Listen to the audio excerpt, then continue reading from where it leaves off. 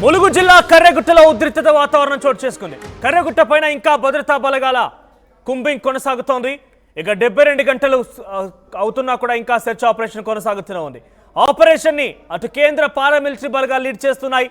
డ్రోన్లు ఎగరవేసి మావోల జాడ పసిగడుతున్నారు బలగాలు. దాదాపుగా 2000 మంది పైగా మావోలు ఉన్నారని అంచనా వేస్తున్నారు. గుట్ట చుట్టూ బూబీ ట్రాప్స్, ప్రెషర్ కుక్కర్ బాంబులు, ఏఐడి బాంబులు కూడా ఏర్పాటు చేసినట్టు తెలుస్తోంది. స్పాట్లో అగ్రనేత హిడ్మా ఉన్నట్టుగా విశ్వసనీయ వర్గాల సమాచారం మేరకే ఈ భారీ కుంబింగ్ చోటు చేసుకున్నట్టు తెలుస్తోంది. గుట్టపైకి బాంబ్ స్క్వాడ్, డాగ్ స్క్వాడ్ వెళ్ళాయి. గుట్టపైకి ఆహారం, నీరు, మందులు జనం వెళ్లకుండా కట్టదిట్టం ఏర్పాటు చేశారు.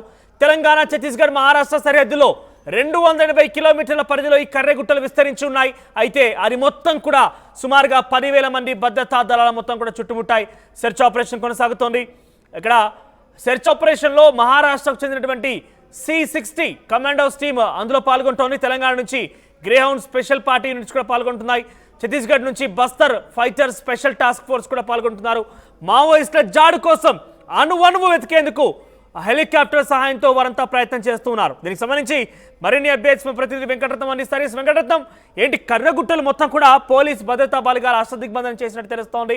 సుమారుగా 2000 మందికి పైగా అక్కడ మావోలు ఉన్నట్టుగా తెలుస్తోంది. అంటే ఇంత పెద్ద మొత్తంలో నాకు తెలిసి ఆపరేషన్ ఎప్పుడు కూడా కనీవి నెరగని రీతిలో జరుగుతోంది. చాలా పెద్ద ఆపరేషన్, భారీ ఆపరేషన్ చేపట్టారు భద్రతా బలగాలు. 3 రాష్ట్రాలకు సంబంధించినటువంటి ఆ భద్రతా బలగాలు కూడా అక్కడికి చేరుకున్నాయి, పోలీసులు చేరుకున్నారు. సో ఏంటి ఇంత పెద్ద ఆపరేషన్? అంటే అక్కడ ఎటువంటి సమాచారం ఉంది? కేవలం హిడ్మా టార్గెట్గానే ముందుకు వెళ్తున్నారా? అంటే ఇంకెక్కడ అక్కడ ఎంతమంది మావోలు ఉన్నారని పక్కా సమాచారంగా వారికి అందింది? అయితే ఇప్పటి వరకు మనకు హిడ్మా టార్గెట్ గానే ప్రస్తుతానికి చెప్పుకున్నారు. హిడ్మాతో పాటు దామోదర్ కూడా అదే కర్రెగుట్ట అడవుల్ని కూడా స్థావరంగా చేసుకొని ఇక్కడ కేంద్ర కమిటీలు కూడా ఇక్కడ ఉన్నట్టుగా మనకు స్పష్టంగా తెలిసింది. కానీ ఇప్పటి వరకు అయితే వీళ్ళు పోలీసులు ఆలోచిస్తున్నట్టుగా వాళ్ళ ఆరోపణలు కొన్ని ఎదుర్కొంటున్నారు మావోయిస్టులు కూడా. ఎందుకంటే కర్రెగుట్ట అడవి ప్రాంతాలనే వీళ్ళు స్థావరాలుగా చేసుకుని ఉంటున్నారని చెప్పి అంటున్నారు. గతంలో ఛత్తీస్గఢ్ నుండి ఎక్కువగా వీరి కార్యకలాపాలు సాగుతున్న నేపథ్యంలో ఛత్తీస్గఢ్లో వరుస ఎన్కౌంటర్లు, అబుజ్మాడ్ ప్రాంతాల్లో వరుస ఎన్కౌంటర్లు జరుగుతున్న నేపథ్యంలో వారు అక్కడి నుండి మళ్ళీ ఆ వరుస ఎన్కౌంటర్లను తప్పించుకోవడానికి అబుజ్మాడ్ అడవుల నుండి ఈ కర్రెగుట్ట అడవి ప్రాంతాలకు కూడా చేరుకుంటున్నారు. అంటే ఇక్కడ ఛత్తీస్గఢ్ అలాగే తెలంగాణ ఈ 2 రాష్ట్రాల ప్రాంతాల్లో సరిహద్దులో 50% ఛత్తీస్గఢ్ ఉంటుంది, మరో 50% తెలంగాణ ప్రాంతానికి కలిసి ఉంటుంది. అయితే ఈ నేపథ్యంలో వారు ఛత్తీస్గఢ్ నుండి స్థావరాన్ని కూడా ఇక్కడ తెలంగాణ ప్రాంతంలో ఉన్నటువంటి కర్రెగుట్టల్ని ఇక్కడ స్థావరాలుగా చేసుకుని అక్కడి నుంచే కార్యకలాపాలు సాగిస్తున్నారు తెలిసింది. వాళ్ళ ప్రాణాలు రక్షించుకోవడానికైనా లేకుంటే పోలీసుల దాడులను తిప్పికొట్టడానికైనా ఎక్కువగా అటు, ఎందుకంటే ఛత్తీస్గఢ్ చుట్టూ బలగాలు తీవ్రంగా మోహరించాయి కాబట్టి. కానీ ఇప్పుడు తెలంగాణ వైపు వస్తున్నాయన్నటువంటి కీలక సమాచారం అందుకున్నటువంటి పోలీసులు మాత్రం ఇక్కడ తెలంగాణ వైపు ఇక్కడికి దృష్టి సారించారు. ఎక్కువగా దాదాపు 10,000 మందికి పైగా పోలీసు బలగాలు, భద్రతా బలగాలు కూడా ఇక్కడ కూమింగ్ నిర్వహించే పనిలో పడ్డాయి. అందులో భాగంగానే ఇక్కడ ఏటూరు నాగారం అలాగే ఆ అడవి ప్రాంతాలతో పాటు ఇక్కడ వాజేడు వెంకటాపురం అంటే ఛత్తీస్గఢ్ నుండి అంటే ఈ కర్రెగుట్ట అడవి ప్రాంతాలకి ఆనుకొని ఉంటుంది. అయితే ముఖ్యమైనటువంటి కీలక సమాచారం ఏంటంటే ఇక్కడ మావోయిస్టులకు సరఫరా చేసేటువంటి ఆహార పదార్థాలను సరఫరా చేసేటువంటి వాళ్ళు గత కొద్ది రోజుల క్రితం ఇక్కడ వాజేడు వెంకటాపురం గ్రామంలోకి వచ్చినట్టుగా తెలుస్తుంది. వాళ్ళు ఆహార పదార్థాలు తీసుకొని వెళ్తున్నటువంటి క్రమంలో పూర్తి సమాచారం అందుకున్నటువంటి పోలీసులు దీన్ని ఎక్కడ డీవియేట్ కాకుండా నిఘా వ్యవస్థను పటిష్టం చేసి ఇదే ఒక సరైన అదునుగా వీళ్ళు భావించినట్టుగా తెలుస్తుంది. అందులో భాగంగానే ఇక్కడ వీళ్లను నిలువరిస్తే ఆ అటవీ ప్రాంతాల్లో ఉన్నటువంటి మావోయిస్టులు ఇక్కడికి వచ్చి ఆహార పదార్థాలని తీసుకొని వెళ్ళడానికి ఖచ్చితంగా వీళ్ళు బయటికి వస్తారు. కాబట్టి వీళ్ళందరినీ పట్టుకోవాలంటే ఇదే సరైన సమయం అన్నటువంటి విధంగా వీళ్ళు భావిస్తున్నారు. ఎందుకంటే కర్రెగుట్ట అటవీ ప్రాంతాల్లో పోలీసులు వెళ్ళలేనటువంటి పరిస్థితి. ఎందుకంటే వాళ్ళు ముందే చెప్పారు ఇక్కడ ప్రెషర్ బాంబులు అలాగే ఇక్కడ కొన్ని రోడ్ల మీద వెళ్తున్నటువంటి దారుల్లో బాంబులు కూడా పెట్టారు. కాబట్టి ఎవరు అటవీ ప్రాంతాల్లోకి వెళ్ళొద్దని చెప్పి గతంలోనే వాళ్ళు చెప్పినటువంటి పరిస్థితి. ఈ నేపథ్యంలో పోలీసులు లోపలికి వెళ్ళాలంటే, భద్రతా బలగాలు లోపలి వెళ్ళాలంటే కూడా జంకుతున్నటువంటి పరిస్థితి. అంటే ఇప్పటికే మావోయిస్టులు కొంతమందిని తీవ్రంగా పోలీసులు టార్గెట్ చేసుకొని చంపిన సందర్భాలు చాలా ఉన్నాయి. ఇది గతంలో హిడ్మా చెప్పినట్టుగా 67 మందిని ఒకసారి, 26 మందిని మరొకసారి కూడా భద్రతా బలగాల్ని చుట్టుముట్టి చంపినటువంటి పరిస్థితి కూడా ఉన్నటువంటి నేపథ్యంలో పోలీసులు కూడా ఆచితూచి అడుగులు వేస్తున్నారు. దీనికి సంబంధించి దేశంలో ఉన్నటువంటి అత్యధికమైనటువంటి టెక్నాలజీని వీళ్ళు ఉపయోగిస్తున్నారు. ఈ కర్రెగుట్ట అటవీ ప్రాంతాలని జల్లడ పట్టేటువంటి క్రమంలో ముఖ్యంగా తెలంగాణ ప్రాంతం వైపు పోలీసులు మోహరించారు. ఛత్తీస్గఢ్ ప్రాంతానికి చెందినటువంటి IG Sundar Rajan Venkatapuram police station ను కేంద్రంగా చేసుకుని ఒక ఆపరేషన్ ను నడిపిస్తున్నట్టుగా తెలుస్తుంది. వీటన్నిటిని దృష్టిలో పెట్టుకుంటే వీళ్ళకి ఇక్కడి నుండే ఇన్స్ట్రక్షన్ చేస్తున్నారు. ఈ రోజు ఉదయమే హెలికాప్టర్ లో ఛత్తీస్గఢ్ కి సంబంధించినటువంటి బస్తర్ ఐజీ ఇక్కడికి సుందర్ రాజన్ కూడా ఇక్కడికి చేరుకున్నట్టుగా తెలుస్తుంది.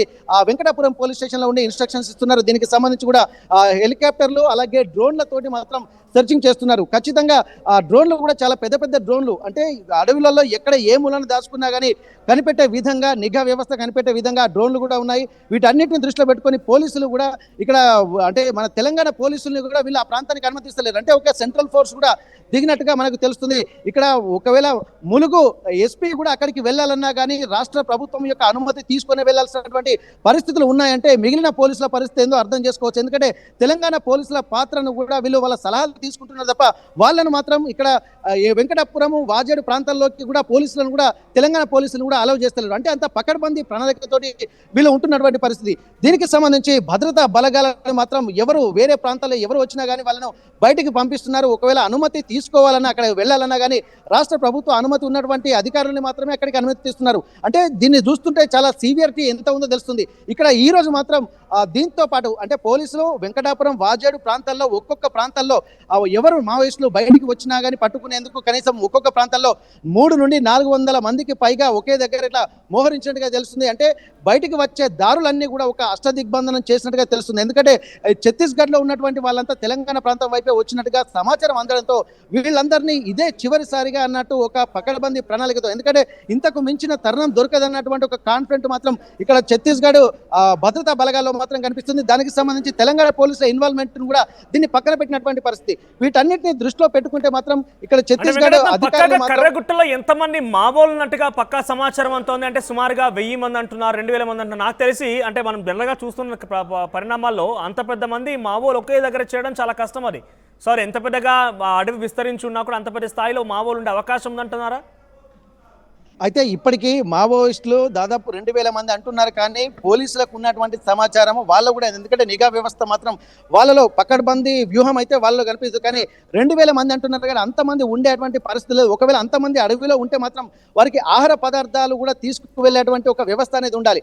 అట్లాంటి వ్యవస్థ ఇప్పుడు వేసవి కాలంలో ఉన్నా కానీ వీళ్ళు ఖచ్చితంగా ఆహార పదార్థాల కోసం బయటికి వస్తారన్నటువంటి సమాచారం అందుకున్నటువంటి పరిస్థితి. ఎందుకంటే మేబీ ఉండేటువంటి అవకాశాలను ఉంటుంది. ఎందుకంటే ఆహార పదార్థాలను తీసుకుపోవడానికే ఒక 50 మందికి పైగా ఇక్కడ మావోయిస్టు సానుభూతి పరులా లేకపోతే మావోయిస్టుల వాళ్ళు వెంకటాపురం వాజేడు ప్రాంతానికి వచ్చి సరుకులు తీసుకొని వెళ్తున్నారన్నటువంటి సమాచారంతోనే ఇంతమంది పోలీసు ఇంతమంది భద్రతా బలగాలు చుట్టుముడుతున్నటువంటి పరిస్థితి. అంటే ఒకవేళ ఇక్కడ 2000 మందికి పైగా ఉన్నట్టు కూడా మనం భావించేటువంటి అవకాశం ఉంటుంది. ఎందుకంటే వాళ్ళందరికీ ఆహార పదార్థాలు కొన్ని రోజుల పాటు ఉండాల్సినటువంటి అవసరం ఉంటుంది. అసలే వేసవి కాలం కావడంతో వారికి నీటి వసతి కూడా చాలా అవసరం ఉంటుంది.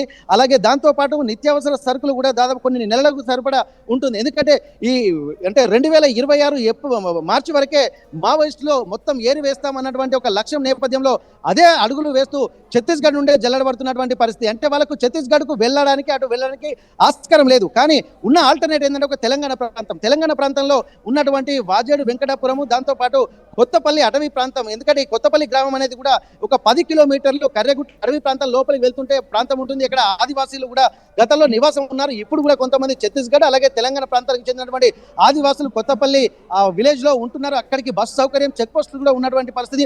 ఒక 4 వాగులు దాటుకొని ఆ ప్రాంతానికి వెళ్లాల్సినటువంటి అవసరం ఉంటుంది. ఈ వాగులు దాటుకొని వెళ్ళాలంటే వర్షాకాలంలో చాలా ఇబ్బందికరంగా ఉన్నది. కానీ ఇప్పుడు నీటి వనరులు లేకపోవడంతో తొందరగా ఒక 10 నిమిషాలు కూడా ఆ 10 కిలోమీటర్లు వెళ్ళేటువంటి అవసరం ఉంటుంది. దీన్ని దృష్టిలో పెట్టుకుని మావోయిస్టులు కూడా ఆ విలేజర్ల వేషంలో లేకపోతే ఆ గ్రామానికి సంబంధించినటువంటి మరికొంతమంది సానుభూతి పరులో తెలియదు. కానీ వెంకటాపురం ప్రాంతాన్ని మొత్తం కూడా బంద్గా ప్రకటించినట్టు తెలుస్తోంది. అటు ఛత్తీస్గఢ్ లాంటి ప్రాంతాల్లో కూడా బంద్ ప్రకటించినట్టు తెలుస్తోంది.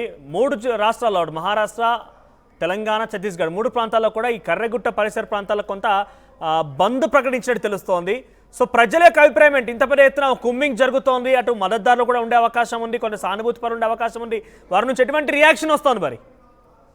అయితే ఇక్కడ బంద్ పాటించడానికి సంబంధించి ఏంటంటే నిన్న బంద్ పాటించడానికి సంబంధించిన నిన్న విషయం ఏంటంటే ఇక్కడ వరంగల్కు సంబంధించినటువంటి మొన్న ఒక కిడ్నాప్ గురైనటువంటి సాయి ప్రకాష్ హత్య కావింపబడ్డందుకు నిజంగా ఒక సామాజికవేత్త కాబట్టి ఆ బంద్ దానికి సంబంధించిందని చెప్పి పోలీసులు కూడా కన్ఫర్మ్ చేశారు. ఎందుకంటే దీనికి ఇక్కడ పోలీసు బలగాలకు అలాగే ఇది కేంద్ర బలగాలకు సంబంధించి ఈ బంద్కు సంబంధం లేదని చెప్పి నిన్న పోలీసులు కూడా ధృవీకరించారు. నిన్న సాయి ప్రకాష్ హత్య గావింపబడ్డందుకే స్వచ్ఛందంగా ఇక్కడ ములుగు వాజేడు వెంకటాపురానికి సంబంధించినటువంటి వాళ్ళు స్వచ్ఛందంగా బంద్ పాటించినట్టుగా వాళ్ళకి తెలిసింది. అందుకే సామాజికవేత్తగా తను అభివర్ణించారు. కానీ ఈ బంద్కు దానికి సంబంధం లేనది ఒక కన్ఫర్మేషన్ అయితే వచ్చింది. కానీ ఇక్కడ పరిస్థితులు చూస్తుంటే వీళ్ళు ముందస్తు హెచ్చరికలు కూడా ఇక్కడ గ్రామస్తులు కూడా చేశారు. ఏ క్షణంలోనైనా జరిగేటువంటి అవకాశం ఉంటుంది.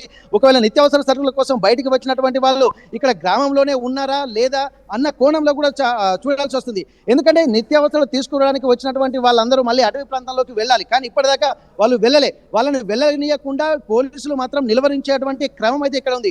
ఇక్కడ 3 అంశాలను మనం పరిగణించలోకి తీసుకోవాల్సి ఉంటుంది. ఒకటి ఏంటంటే ఇక్కడ మావోయిస్టులకు సంబంధించినటువంటి నిత్యావసర సరుకులు తీసుకెళ్లేటువంటి వాళ్ళను నిలువరించడము. ఒకవేళ మావోయిస్టులు మాత్రం ఆహార పదార్థాలను తీసుకోవడానికి గుట్టలను దిగి ఇక్కడ ప్రాంతాలకి వచ్చేటువంటి క్రమంలో వీళ్ళను పట్టుకోవడము, లేకపోతే వీళ్ళు అక్కడనే ఉండి విధులేని పరిస్థితుల్లో ఎదురు కాల్పులు జరిగేటువంటి పరిస్థితి కూడా ఉంటుంది. వీటన్నిటిని దృష్టిలో పెట్టుకొని plan A, plan B, plan C ఈ 3టిని దృష్టిలో పెట్టుకొని కూడా కేంద్ర బలగాలు కూడా మొత్తం రంగంలోకి దిగినట్టుగా మనకు స్పష్టంగా తెలుస్తుంది. అందుకోసమే ఈ మావోయిస్టులకు సంబంధించి ఆ ప్రణాళికతో పాటు పోలీసులకు సంబంధించినటువంటి ఆహార పదార్థాలను కూడా తీసుకువచ్చడంలో భాగంగానే ఇక్కడ హెలికాప్టర్లు కూడా రంగంలోకి దిగాయి. డ్రోన్లు కూడా మొత్తం జల్లెడ పడుతున్నటువంటి పరిస్థితి. వాళ్ళకు సంబంధించినటువంటి నిఘా వ్యవస్థ, ఎందుకంటే కర్రెగుట్ట అడవి ప్రాంతాల్లో మాత్రం డ్రోన్లు వెళ్ళినా కానీ కొన్ని పసిగట్టలేని ప్రాంతాలు కూడా ఇక్కడ ఉన్నాయి. ఇక్కడ హిడ్మాకు సంబంధించినటువంటి విషయాన్ని మనం ఒకటి పరిగణన తీసుకోవాల్సి ఉంటుంది.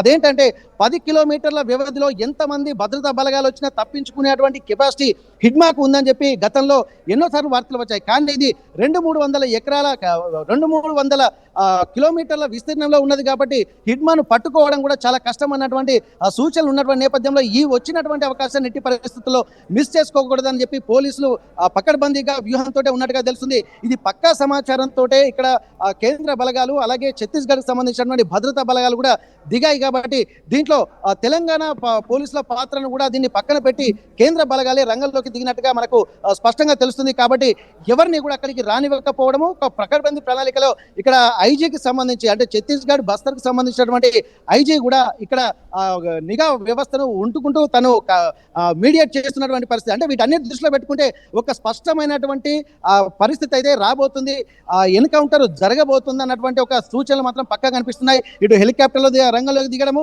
కొన్ని వందల వాహనాలు అంటే నిన్న వెంకటాపురంతో పాటు అక్కడ లోపలికి పోలీసు బలగాలకు సంబంధించిందే కొన్ని వందల వాహనాలు కూడా వెళ్ళాయని చెప్పి అంటున్నారు. భద్రతా బలగాలతో పాటు మందుగుండు సామాగ్రి కూడా అక్కడికి వెళ్ళినట్టుగా సమాచారం అందుతుంది. మీడియాను కూడా అక్కడికి లోపలికి రానివ్వని పరిస్థితి. ఎవరు వెళ్ళినా కానీ పోలీసులు వాళ్ళ అక్కడ ఫోన్లు అలాగే వీళ్ళ దగ్గర ఉన్నటువంటి ఏదైతే ఉన్నాయో మొత్తం స్వాధీనం చేసుకుంటున్నారు. వితౌట్ పర్మిషన్ ఎవరు అక్కడ అడుగు పెట్టినా కానీ వాళ్ళను మావోయిస్టు సానుభూతి పరంగానే భావిస్తూ వాళ్ళని అదుపులోకి తీసుకొని జైల్లో వేసేటువంటి పరిస్థితి, అవసరం అనుకుంటే వాళ్ళని ఎన్కౌంటర్ చేసేటువంటి పరిస్థితులుగా ఉన్నటువంటి సమాచారం లోకల్ పోలీసులకు చెప్పడంతో లోకల్ పోలీసులు కూడా అలర్ట్ అయిపోయి ఇక్కడ వాజేడు వెంకటాపురంతో పాటు ములుగు జిల్లాలో అంటే ఇక్కడ బార్డర్లో ఉన్నటువంటి గ్రామాలన్నిటి కూడా హెచ్చరికలు కూడా పోలీసులు జారీ చేశారు. వీటన్నిటిని దృష్టిలో పెట్టుకొని ఆ ప్రాంతాలకు వెళ్ళాలంటే ఖచ్చితంగా స్థానికులు కూడా పోలీసుల పర్మిషన్ తీసుకోవాల్సి ఉంటుంది. ఇంకా లోపలికి వెళ్ళాలంటే పోలీసులు కూడా ఇక్కడ ఛత్తీస్గఢ్ బలగాల యొక్క పర్మిషన్ తీసుకోవాల్సినటువంటి అవసరం ఉంటుంది. వీటన్నిటిని దృష్టిలో పెట్టుకుంటే మాత్రం ఇక్కడ ఈ రోజు కానీ రేపు కానీ ఒక పెద్ద న్యూస్ అయితే వచ్చేటువంటి అవకాశం ఉంటుంది. ఎన్కౌంటర్ జరుగుతుందా? ఎందుకంటే వీళ్ళు ఆకలికి భరించలేక 72 గంటల పాటుగా ఈ జరుగుతున్నట్టు తెలుస్తోంది. చాలా ఆలస్యంగా వెళ్ళలోకి వచ్చింది. చాలా గోప్యంగా ఉంచుతాడు. పోలీసులు కూడా సీక్రెట్ గా మెయింటైన్ చేస్తున్నారు ఈ యొక్క కుమ్మింగ్ ఆపరేషన్ ని. సో ఇప్పటివరకు ఎవరైనా కాల్పులు జరిగాయా? ఈ కాల్పుల్లో ఎవరైనా మరణించిన వారు ఉన్నారా? వారికి సంబంధించి అప్డేట్స్ ఏమి ఉన్నాయి? పోలీసులు ఏ రకంగా రెస్పాండ్ అవుతున్నారు? ఏదైనా అఫీషియల్ ఇన్ఫర్మేషన్ బయటకు వస్తుందా కాల్పుల తాలూకు? అంటే ఒకవైపు కాల్పుల విరమణ ఒప్పందానికి చర్చలకి సిద్ధమవుతున్నామనే ఒక చర్చను బయటికి పంపిస్తూనే మరో రకంగా కాల్పులు జరపడం. సో ఇప్పటివరకు ఏమైనా కాల్పులు జరిగాయి ఆల్రెడీ? అయితే నిన్న ఛత్తీస్గఢ్ ప్రాంతం నుండి జల్లెడ పడుతున్నటువంటి క్రమంలో ఛత్తీస్గఢ్ ప్రాంతం నుండి లోపలికి వస్తున్నటువంటి క్రమంలో కూడా కాల్పులు జరిగినట్టుగా తెలుస్తుంది, ఎన్కౌంటర్ జరిగినట్టుగా తెలుస్తుంది. అందులో 2 మావోయిస్టులు మరణించినట్టుగా ఒక సమాచారం అయితే అందింది. కానీ దాన్ని ధృవీకరించలేదు. కొన్ని ఫోటోలు అయితే బయటికి వచ్చాయి, కానీ ఆ ఫోటోలు కూడా కన్ఫర్మ్ చేసేటువంటి పరిస్థితి లేదు. ఎందుకంటే ఇక్కడ దృష్టి అంతా ఇటు ఛత్తీస్గఢ్ నుండి మొత్తం తెలంగాణ ప్రాంతం వైపు దృష్టి మరల్చినటువంటి నేపథ్యంలో ఇక్కడ పోలీసులు ఇక్కడ తెలంగాణ ప్రాంతానికి సంబంధించి ఎట్లాంటి ఎన్కౌంటర్కి సంబంధించిన వార్త మాత్రం బయటికి రాలేదు. ఒకవేళ హెలికాప్టర్లతోటి అంటే నిన్న తాజా సమాచారం ఏంటంటే ఇక్కడ వీళ్ళు అంటే డ్రోన్ల సహాయంతో బాంబులు వేస్తున్నారు. అక్కడ ఉన్నటువంటి మావోయిస్టులను చెల్లాచెదురు చేసి వాళ్ళు కింద బాంబులతోటి డ్రోన్లతోటి దాడులు జరుపుతుంటే వాళ్ళను తెలంగాణ వైపు తరలించేట్టుగా డ్రోన్ల దాడులు లక్ష్యంగా చేసుకుని డ్రోన్ దాడులు చేస్తున్నట్టు తెలుస్తుంది. వాళ్ళు కనుక తెలంగాణ వైపు వస్తే మాత్రం కిందికి ఎప్పుడు గుట్టలు దిగినా కానీ వీళ్ళని మళ్ళీ ప్రతి దాడికి సిద్ధంగా ఉండడానికి కూడా ఇక్కడ పోలీసు బలగాలు గస్తీ కాస్తున్నాయి. గత 72 గంటలుగా జరుగుతున్నటువంటి ఈ ప్రణాళికను మాత్రం చాలా ప్రతిష్టాత్మకంగా పోలీసులు తీసుకుంటున్నారు. ఒకవేళ ఇది కనుక హిడ్మా అలాగే దామోదర్ లాంటి నాయకులు కేంద్ర కమిటీ బలగాలు ఉన్నటువంటి నేపథ్యంలో వాళ్ళందరూ కనుక ఇప్పుడు ఎన్కౌంటర్ జరిగితే ఇది ఒక భారీ ఎన్కౌంటర్ గా తెలంగాణ ఛత్తీస్గఢ్ అంటే ఇక్కడ ఉత్తర తెలంగాణకు సంబంధించి దక్షిణ భారతదేశానికి సంబంధించి ఇది ఒక పెద్ద ఎన్కౌంటర్ గా కూడా ఉండేటువంటి అవకాశం అయితే కనిపిస్తుంది. వీటన్నిటిని దృష్టిలో పెట్టుకొని కూడా ఇది పోలీసు బలగాలు ఇంత పెద్ద ఎత్తున రంగంలోకి దిగడం అనేది చాలా మొదటిసారి అనుకోవచ్చు. ఎందుకంటే ఎప్పుడు వెళ్ళినా కొన్ని వందల మంది వేల మంది వెళ్ళిండ్రు, కానీ ఒకేసారి 10,000 మందికి పైగా 72 గంటల పాటు సెర్చింగ్ చేశారంటే ఇది చరిత్రలో మొదటిసారి అనుకోవచ్చు. 2 రాష్ట్రాలు అంటే మొత్తం 3 రాష్ట్రాల సరిహద్దులో ఉన్నటువంటి ఆ ప్రాంతాలను కూడా జల్లడబడుతున్నటువంటి పరిస్థితి. ఇవన్నిటిని దృష్టిలో పెట్టుకుంటే మాత్రం ఏదేమైనప్పటికీ కూడా ఈ సాయంత్రం వరకైనా లేకపోతే రేపైనా సరే ఒక మంచి పెద్ద న్యూస్ వచ్చేటువంటి అవకాశం అయితే కనిపిస్తుంది. ఇప్పటికైనా సరే భద్రతా బలగాలకు సంబంధించినటువంటి ప్రతిష్టాత్మకంగా తీసుకుంటున్నారు. ఒక ఐజీ స్థాయి అధికారి కూడా అక్కడ ఉండి మానిటరింగ్ చేస్తున్నటువంటి పరిస్థితి. ఎప్పుడు ఏం జరుగుతుందో తెలియదు. ఒకవైపు హెలికాప్టర్లు, మరోవైపు డ్రోన్లు, అలాగే కింద ఉన్న గుట్టల కింద మాత్రం పోలీసు బలగాలు, భద్రతా బలగాలు మాత్రం గస్తీ కాస్తున్నటువంటి పరిస్థితి. ఇది ఎప్పుడు ఏం జరుగుతుందో తెలియనటువంటి పరిస్థితి ఉన్నటువంటి నేపథ్యంలో మొత్తం తెలంగాణ అలాగే ఛత్తీస్గఢ్ ప్రాంతాల్లో ఉన్నటువంటి భద్రతా బలగాలతో పాటు పోలీసు బలగాలు అలాగే మావోయిస్టు సానుభూతి పరులు ప్రజలు వీళ్ళంతా ఆసక్తికరంగా ఏం జరుగుతుందన్నటువంటి కోణంలో ఎదురు చూస్తున్నటువంటి పరిస్థితి కనిపిస్తుంది. మనోజ్ రైట్ వెంకటరత్నం, సో మొత్తం మీద కర్రగుట్ట ప్రాంతం మొత్తం కూడా పోలీసులు హస్తదిగ్బంధం చేశారు. 240 కిలోమీటర్ల విస్తరించినటువంటి 3 రాష్ట్రాల్లో ఉన్నటువంటి కర్రగుట్టలు అటు మహారాష్ట్ర, ఛత్తీస్గఢ్, తెలంగాణ ఈ 3 రాష్ట్రాలను విస్తరించినటువంటి కర్రగుట్టలు మొత్తం కూడా పోలీసులు అదుపులో ఉన్నాయి. సో ఎక్కడెక్కడ జల్లెడ పడుతున్నారు, అక్కడ పక్కాగా హిడ్మా టార్గెట్గా ఈ యొక్క కుమ్మింగ్ జరుగుతున్నట్టు తెలుస్తోంది. గతంలో హిడ్మా జరిపినటువంటి కాల్పుల్లో చాలా మంది పోలీసులు కూడా దుర్మరణం పాలయ్యారు. తాజాగా హిడ్మాని టార్గెట్ చేస్తూ ఇంకొంతమంది మామూలు అక్కడ ఉన్నట్టు తెలుస్తోంది. పోలీసులకు పక్కా సమాచారం తెలుస్తోంది. 3 రాష్ట్రాల పోలీసులు ప్రస్తుతం ఈ ఆపరేషన్లో పాల్గొంటున్నారు. అటు ఛత్తీస్గఢ్ నుంచి Bastar fighters special task force అధికారులు రంగంలోకి దిగారు. తెలంగాణ నుంచి గ్రేహౌండ్ స్పెషల్ పార్టీ యూనిట్స్ రంగంలోకి దిగాయి. మహారాష్ట్ర నుంచి C60 కమాండోస్ టీం రంగంలోకి దిగింది. చూద్దాం మరి ఇప్పటివరకు 72 గంటలు కొనసాగుతుంది ఆపరేషన్. ఇంకా ఎన్ని రోజుల పాటు జరిగే అవకాశం ఉంది, దానికి సంబంధించి ఒక బిగ్గెస్ట్ ఒక బ్లాస్టింగ్ న్యూస్ అయితే త్వరలో రాబోతుందని ఒక చర్చ అయితే పోలీస్ వర్గాల్లో స్టార్ట్ అయినట్టు తెలుస్తోంది. కుమ్మింగ్ ఆపరేషన్లో కాల్పులు జరిగే అవకాశం కూడా కనబడుతోంది. ఇప్పటికే అటు ఛత్తీస్గఢ్ ప్రాంతాల్లో కాల్పులు జరిగాయి. 2 మావోలు కూడా మరణించినట్టుగా వార్తలు వస్తుంది. దాన్ని ధృవీకరించలేదు ఇంకా కూడా. సో ప్రజెంట్ ఈ యొక్క కుమ్మింగ్ ఆపరేషన్ పైన, ఇంత పెద్ద భారీ ఆపరేషన్ పైన అటు మావోయిస్టు మద్దతుదారులు కానివ్వండి, సానుభూతి పరులు కానివ్వండి కొంత తీవ్రమైనటువంటి ఆందోళన వ్యక్తం చేస్తున్నారు. ఒకవైపున కాల్పుల విరమణకి చర్చిద్దామనేటువంటి ప్రయత్నం జరుగుతున్న క్రమంలోనే మరోసారి పోలీసు వినకుండా ప్రభుత్వాలు కాల్పులకు తెరదీయడం అనేది కొంత అనధికారి అంటే ఇదంతా కూడా చాలా దుర్మార్గం అంటూ మావోయిస్ట్ మద్దతుదారులంతా కూడా ఆవేదన వ్యక్తం చేస్తున్నారు. మరి ఈ కుమ్మింగ్ ఆపరేషన్ ఎక్కడికి దారి తీస్తుందో చూడాలి.